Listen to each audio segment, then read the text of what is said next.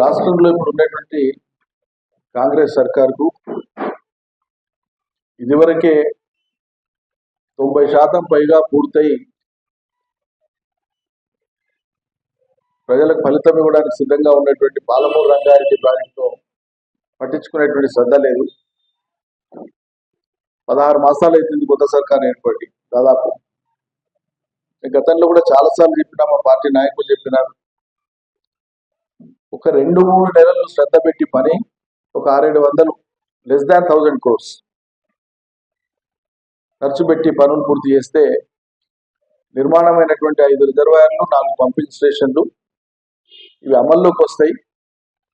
మిగిలినటువంటి canal systems ఏవైతే ఉన్నాయో సైమల్టేనియస్గా సమాంతరంగా ఆ పనులను కూడా చేసుకొని పోవచ్చు అని చెప్పి చాలాసార్లు చెప్తే కూడా ప్రభుత్వంలో చలనం లేదు, కదలిక లేదు. నోటికాడికి వచ్చిన దాన్ని దక్కించుకునేటువంటి తాపత్రయం లేదు. ఇంకోవైపు ఏమో హక్కు లేనటువంటి అవతల ప్రాంతం ఆంధ్రప్రదేశ్ ప్రభుత్వం వాడు మాత్రం ఇప్పటికే బేసిన్లో లేకపోయినా, వాళ్ళకి హక్కు లేకపోయినా, చట్టబద్ధమైనటువంటి నీటి కేటాయింపులు వాళ్లకు లేకపోయినా కూడా వాటన్నింటికి విరుద్ధంగా ఇదివరకే పోతిరెడ్డిపాడును అమల్లోకి తెచ్చుకొని దానికి మించిన సామర్థ్యం ఇంకా భవిష్యత్తులో కూడా తీసుకోవచ్చన్న ఉద్దేశంతో దాదాపు 240 టీఎంసీల నిల్వ సామర్థ్యం కలిగినటువంటి వివిధ రిజర్వాయర్లను వాళ్ళు పూర్తి చేశారు. గతంలోనే సమైక్యాంధ్ర ప్రభుత్వం ఉన్నప్పుడే, సమైక్యాంధ్రప్రదేశ్ ఉన్నప్పుడే దాదాపు 240 టీఎంసీల నీళ్లను నిల్వ ఉంచుకునేటువంటి వివిధ రిజర్వాయర్లను ఆయా ప్రాంతాల్లో వాళ్ళు పూర్తి చేసి పెట్టుకున్నారు.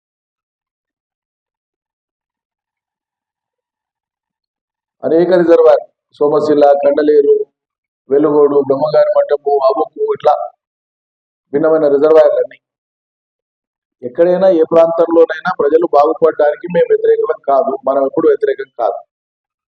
కానీ సమస్యల్లో ఏంటంటే తెలంగాణ బతికే కృష్ణా గోదావరి నీళ్లు, అందులో ప్రధానంగా కృష్ణలో నీళ్లు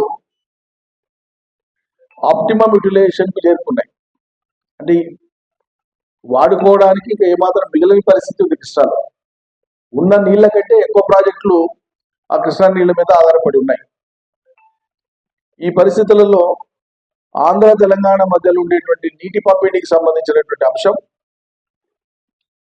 ఒకవైపు సున్నితమైనటువంటి అంశం అనే మాట సన్నాయి నొక్కులు ఆంధ్రప్రదేశ్ ప్రభుత్వం మాట్లాడుతుంది, కేంద్ర ప్రభుత్వం మాట్లాడుతుంది.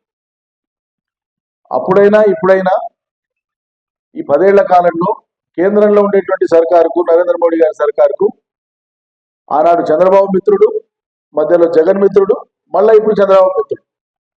కాబట్టి ఇవాళ తెలుగుదేశం చంద్రబాబు నాయుడు యొక్క పార్టీ మీద ఆధారపడి కేంద్ర ప్రభుత్వం ఉంది.